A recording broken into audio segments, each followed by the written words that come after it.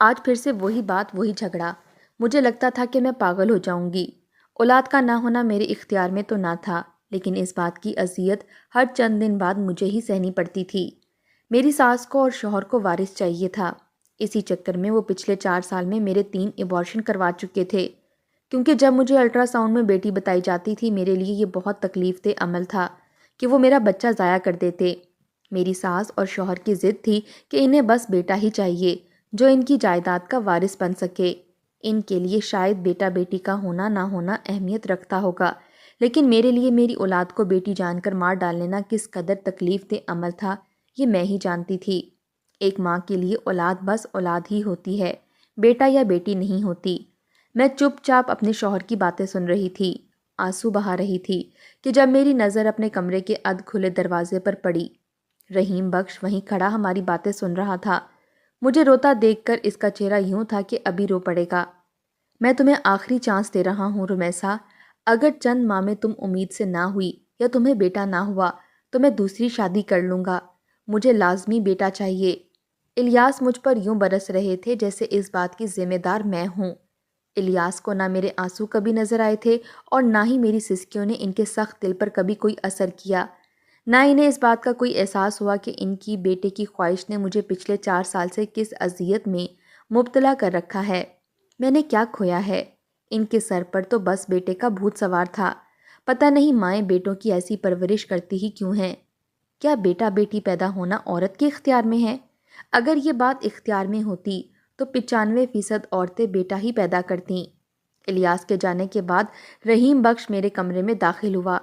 وہ ایک 14-15 سالہ لڑکا تھا جسے میرا شوہر 1 ماہ پہلے ہی گاؤں سے لایا تھا تاکہ گھر کے کام کاج میں مدد کر سکے۔ میری ساس ایک سخت مزاج عورت تھی۔ اس لڑکے کا جینا بھی حرام کر رکھا تھا۔ ہر وقت ہر کام میں کیڑے نکالنا ان کی عادت میں شامل ہو گیا تھا۔ عجیب و غریب مزاج کی عورت تھی، کبھی کسی کام سے مطمئن نہیں ہوتی تھی۔ رحیم بخش میرے پاس آ کر کھڑا ہو گیا، کہنے لگا بی بی جی آپ رویا مت کریں۔ اس گھر میں واحد وہ ملازم تھا جو میرا احساس کرتا تھا۔ شاید وجہ یہ تھی کہ جب میرا شوہر اسے گھر لے کر آیا تھا تو میری ساس اسے نہ کھانے کو ٹھیک سے دیتی تھی اور نہ ہی اسے آرام کرنے دیتی تھی۔ وہ بیچارہ کبھی تھک کر بیٹھ جاتا تو کہتی، چل اٹھ ہڈ حرام، میرا بیٹا تجھے مفت کی روٹیاں کھلانے نہیں لایا، چل آ کر میرے پیر دبا، کم بخت سست کہیں کا۔ وہ بیچارہ گرمی میں بازار سے سودا سلف لا کر کچھ دیر سستانے کے لیے بیٹھا تھا کہ میری ساس کی ہانک شروع ہو گئی تھی۔ وہ گرمی سے بے حال کچن کی زمین پر ہی بیٹھ گیا تھا تاکہ کچھ دیر اپنا سانس بحال کر لے۔ گرمی کے مارے اس کے ہونٹ خشک تھے، پانی تک اس نے نہیں پیا تھا۔ میری ساس کی پکار پر اٹھ کھڑا ہوا۔ میں نے اسے کہا کہ 2 منٹ رکو۔ یہ کہہ کر میں نے جلدی سے ٹھنڈا ٹھنڈا روح افزا کا گلاس اسے بھر کر دیا اور کہا کہ پی لو۔ وہ مجھے دیکھ کر ذرا سا مسکرایا تھا اور پھر ایک ہی سانس میں پورا گلاس پی گیا، پھر باہر چلا گیا۔ میری ساس کا جیسا مزاج تھا وہ میرے ساتھ بھی ایسا ہی کرتی تھیں۔ ہر وقت مجھے بے اولادی کی طعنے یوں دیتیں جیسے میں کبھی امید سے ہوئی نہ ہوں۔ پورا دن وہ بس لاؤنج میں رکھے تخت پر بیٹھی رہتیں اور کبھی میرے پیچھے پڑی رہتیں تو کبھی رحیم بخش کے۔ میرا شوہر اسے گاؤں دیہات سے پورے سال بھر کے لیے کٹھے پیسے دے کر لایا تھا۔ وہ بچہ اپنے گھر کا واحد کفیل تھا۔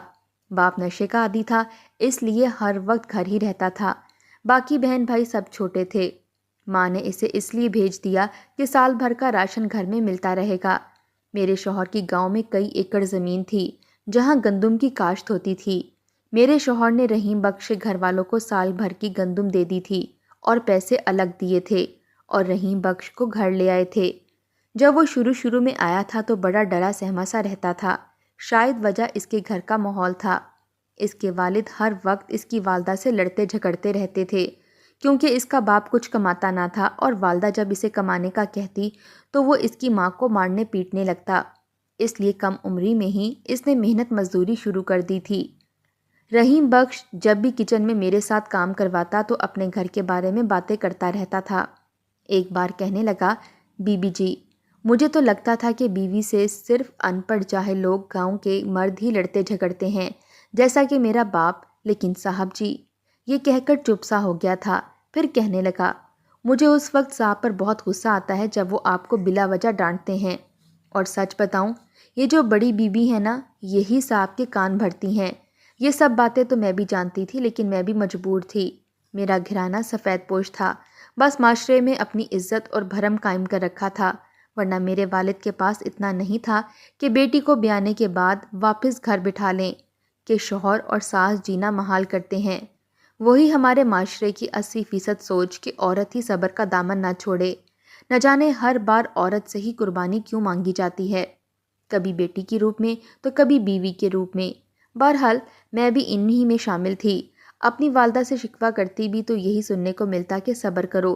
اس گھر میں رحیم بخش کے روپ میں مجھے ایک ایسی شخصیت مل گئی تھی کہ جس سے میں دکھ سکھ کرنے لگی تھی۔ وہ بھی اپنی ہر بات مجھ سے کر لیتا تھا، میری باتیں بھی بڑے غور سے سنتا تھا۔ کئی بار الیاس کے سخت رویے پر جب میں رو رہی ہوتی تو وہ میرے پاس آ کر بیٹھ جاتا، کہتا، بی بی جی آپ رویا مت کریں، آپ کی سسکیاں مجھے رات بھر سونے نہیں دیتیں، میرے بس میں ہو تو میں آپ کی ساری پریشانی کو دور کر دوں۔ پہلی بار ایسا ہوا کہ اس نے بے اختیار میرے آنسوؤں کو پونچھا تھا، اور اس کی اپنی آنکھیں بھی نم تھیں۔ میں اس وقت الیاس کی باتوں کی وجہ سے بے حد دل برداشتہ ہو چکی تھی، اس لیے اس بات کو اتنی اہمیت ہی نہیں دی کہ وہ کس قدر میرے قریب آنے لگا ہے۔ ایک بار وہ مجھ سے کہنے لگا کہ وہ چند دن کے لیے گاؤں جا رہا ہے، اسے آئے ہوئے 1 سال گزر چکا تھا، اس لیے چند دن اپنے گھر رہنے جا رہا تھا۔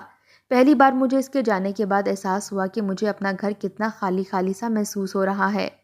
وہ 3-4 دن مجھے بہت طویل لگے تھے۔ الیاس بھی گاؤں گندم کے سلسلے میں گئے تھے، گھر پر میں اور میری ساس ہی تھیں، اس لیے شاید ان کی باتیں اور تانے سن سن کر مجھے کسی ایسے دوست یا ساتھی کی اشد ضرورت محسوس ہو رہی تھی جس سے میں اپنے دل کی باتیں کر سکوں۔ میری اور الیاس کی عمر میں 10 سے 15 سال کا فرق تھا۔ میں 20 برس کی تھی اور وہ 30-35 کے درمیان۔ جب میری شادی ہوئی میں 16-17 سال کی تھی، شاید اس لیے میرے اور الیاس کے بیچ کبھی بھی دوستانہ ماحول نہیں بن پایا۔ پھر وہ مزاج میں اپنی ماں جیسے بھی تھے۔ پھر شادی کے 4 سال میں جو رویہ انہوں نے میرے ساتھ رکھا تھا، میرے دل میں ان کی محبت کم اور خوف بہت زیادہ تھا۔ ہر بار جب بھی میں امید سے ہوتی تھی تو بہت دعائیں کرتی کہ مجھے بیٹا ہی ہو، کیونکہ میرے شوہر کو بیٹے کی ہی خواہش تھی، لیکن ہر بار بیٹی کی خبر ملتی اور اس کے بعد ایبارشن کی صورت میں میرے لیے ایک دوہری اذیت کا عمل شروع ہو جاتا۔ اس بار جب رحیم بخش واپس آیا تو بہت خوش تھا۔ میں نے اسے ناراضگی دکھاتے ہوئے کہا کہ تمہارے بغیر میں اتنی اداس ہو گئی تھی اور تم بڑے خوش واپس آ رہے ہو۔ میری بات سن کر وہ کہنے لگا، بات ہی کچھ ایسی ہے، اس بار میں آپ کے لیے ایک خاص چیز لایا ہوں جسے دیکھ کر آپ بھی خوش ہو جائیں گی۔ میں نے کہا ایسا بھی کیا ہے؟ اس نے جلدی سے اپنے بیگ کی زپ کھولی اور اس میں سے ایک سٹیل کا ٹفن باکس نکالا، پھر مجھے تھما دیا، کہنے لگا یہ آپ کے لیے۔ میں نے وہ باکس کھولا تو اس میں حلوہ تھا۔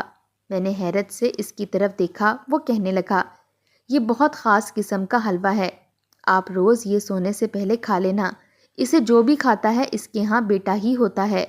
یہ سن کر مجھے حیرت کا جھٹکا سا لگا تھا۔ میں نے وہ ٹفن بند کر کے اسے واپس تھما دیا۔ میں نے کہا تم یہ میرے لیے کیوں لائے ہو؟ وہ کہنے لگا کہ صاحب جی آپ سے اسی بات پر تو لڑتے ہیں، اور یہ حلوہ میں ایک بہت بڑے بزرگ سے لایا ہوں۔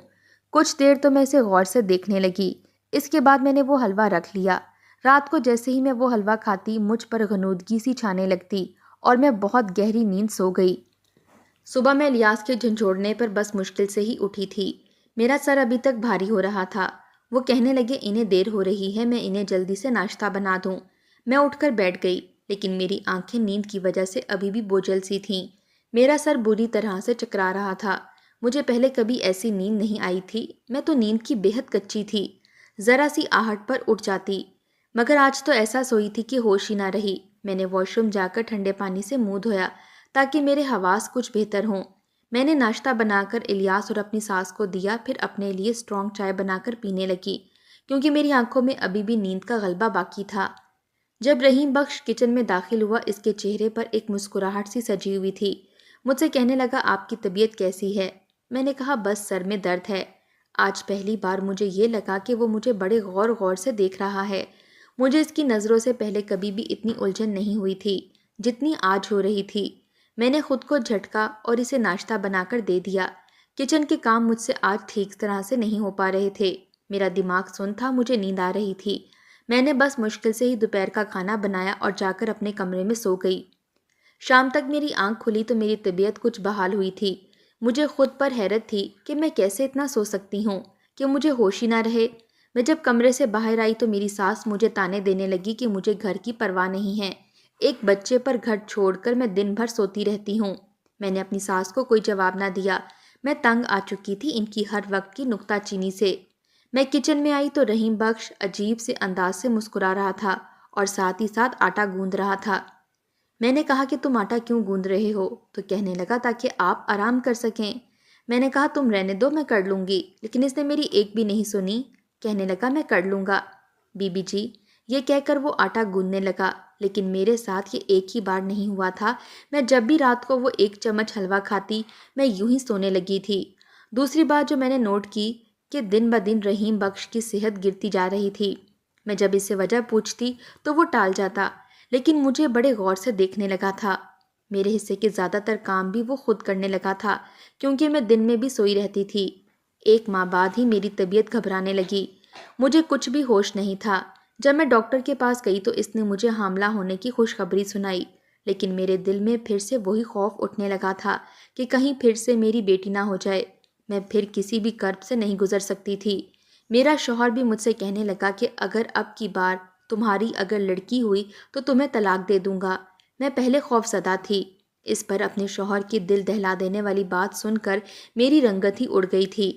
جب میں گھر پہنچی اور میری ساس کو اس بات کا علم ہوا تو کہنے لگی، الیاس، اس بار کوئی کوتاہی نہیں ہونی چاہیے، اسے آج ہی پیر بابا کے پاس لے جا اور تعویذ اس کے گلے میں ڈال دے۔ الیاس بھی اپنی ماں کی بات سن کر مجھے ایک عامل کے پاس لے گئے، جس نے میرے گلے میں پہننے کے لیے ایک تعویذ مجھے تھما دیا اور بہت سے وظائف مجھے پڑھنے کے لیے دے دیے۔ میں وہ سب پڑھنے لگی تھی۔ رحیم بخش ان دنوں میرا بہت خیال رکھتا تھا، یہاں تک کہ جب میں کچن میں جاتی تو مجھے وہاں کرسی پر بٹھا دیتا، کہتا آپ یہاں بیٹھ جائیں اور مجھے بس بتاتی جائیں کہ کھانا پکانا کیسے ہے، میں خود بنا لوں گا۔ میں نے کہا میں کام خود کر سکتی ہوں، لیکن وہ میری ایک بھی نہیں سنتا اور مجھ سے پوچھ پوچھ کر کھانا پکانے لگتا۔ ایک بار میں الیاس کی باتوں کو سوچ سوچ کر بہت پریشان تھی۔ اگر اس بار بھی بیٹی ہوئی تو الیاس تو مجھے سچ مچ ہی طلاق دے دیں گے۔ میں بہت رو رو کر دعائیں کر رہی تھی کہ جب میرے کمرے پر دستک ہوئی اور اس کے بعد رحیم بخش میرے کمرے میں داخل ہوا۔ اس کے ہاتھ میں ٹرے تھی جس میں کھانا تھا۔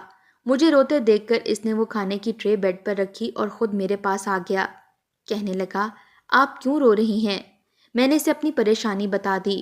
وہ کہنے لگا آپ پریشان نہ ہوں، آپ نے حلوہ کھایا ہے، آپ کے بیٹا ہی ہوگا۔ میں نے کہا تم اتنے یقین سے کیسے کہہ سکتے ہو؟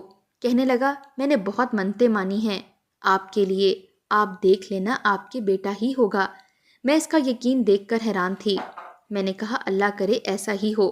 پھر اس نے مجھ سے ایک ایسی بات کہی کہ میں اس کی شکل ہی دیکھتی رہ گئی۔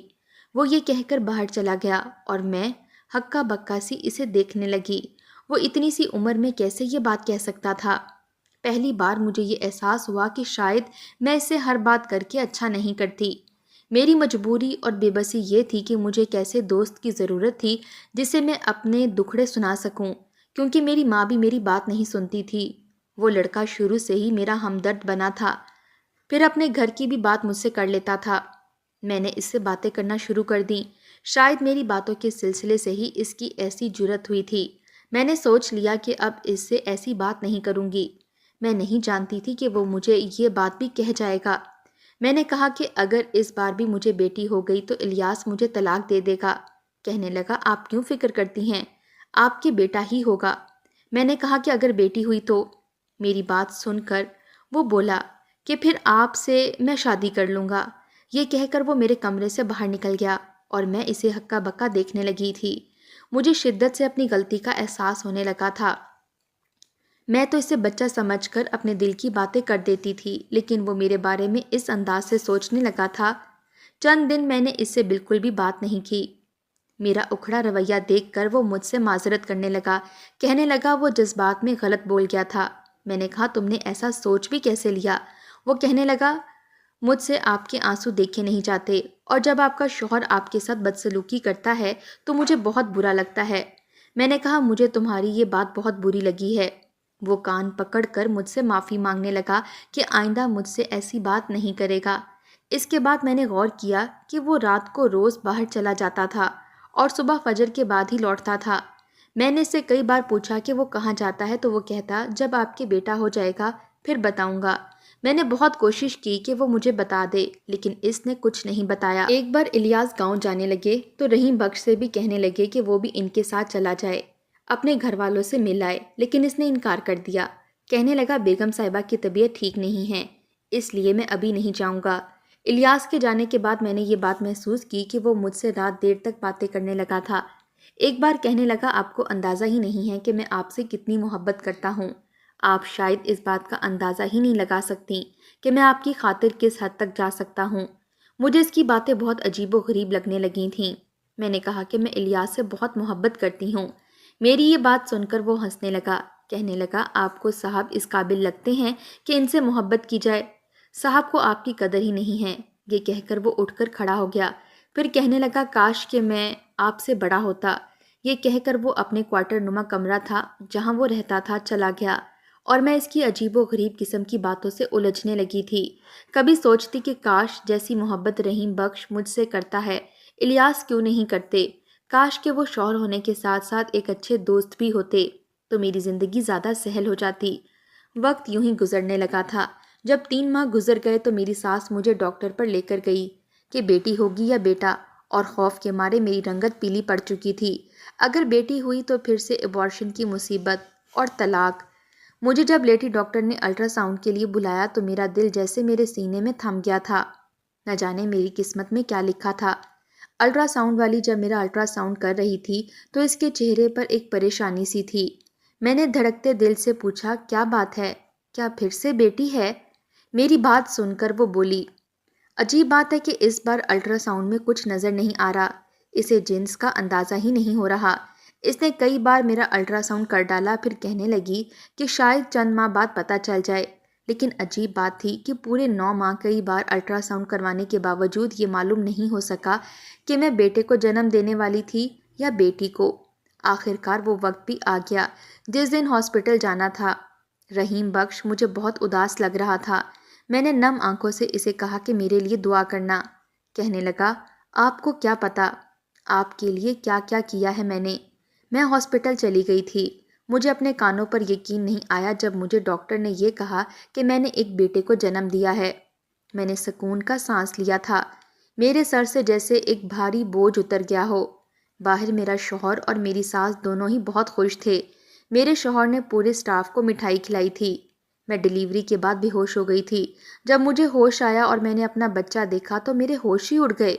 وہ بچہ تو ہو بہو رحیم بخش جیسا تھا، تو کیا وہ مجھے حلوہ کھلا کر میرے ساتھ؟ میرا سر بری طرح سے چکرا گیا تھا۔ 2 دن میں نے ہاسپٹل میں بڑی اذیت میں کاٹے تھے، لیکن جب میں گھر گئی تو مجھے کہیں بھی رحیم بخش نظر ہی نہیں آیا۔ میں نے جب الیاس سے پوچھا کہ رحیم بخش کہاں ہے تو وہ مجھے حیرت سے دیکھنے لگے، کہنے لگے کون رحیم بخش؟ میں نے کہا الیاس آپ کو کیا ہو گیا ہے؟ وہی ملازم 15 سالہ لڑکا جسے آپ گاؤں سے لائے تھے، جو ہمارے گھر کب سے کام کر رہا ہے۔ الیاس مجھے حیرت سے دیکھنے لگے، کہنے لگے تم کیا نیند میں ہو؟ میں بھلا کیوں گھر پر ملازم رکھنے لگا؟ میں تو کسی کو گاؤں سے نہیں لایا۔ یہ سن کر تو میں چکرا کر ہی رہ گئی تھی۔ تو پھر وہ کون تھا؟ اسی رات میں نے رحیم بخش کو خواب میں دیکھا۔ وہ ایک خوبصورت نوجوان کی شکل میں میرے سامنے آیا تھا۔ کہنے لگا وہ ایک جن زادہ ہے، ہمارے گھر پر لگے درختوں میں اس کا بسیرا ہے۔ وہ مجھ پر جب ظلم ہوتے دیکھتا اور مجھے روتے دیکھتا تو اسے بہت دکھ ہوتا تھا، اسی لیے وہ ایک 15 سالہ بچے کے روپ میں میرے سامنے آیا، پھر مجھ سے باتیں کرنے لگا۔ آہستہ آہستہ اس کو مجھ سے محبت ہو گئی۔ وہ حلوہ بھی وہ اپنی جمتی دنیا سے لایا تھا اور میرے ساتھ ایسا تعلق بھی بنا چکا تھا کہ میرے بچے کی شکل اس سے ملتی تھی۔ یہ سب اس نے مجھے خواب میں بتایا تھا۔ دنیا شاید اس بات کو سچ نہ سمجھے، لیکن ایسا سچ میں تھا۔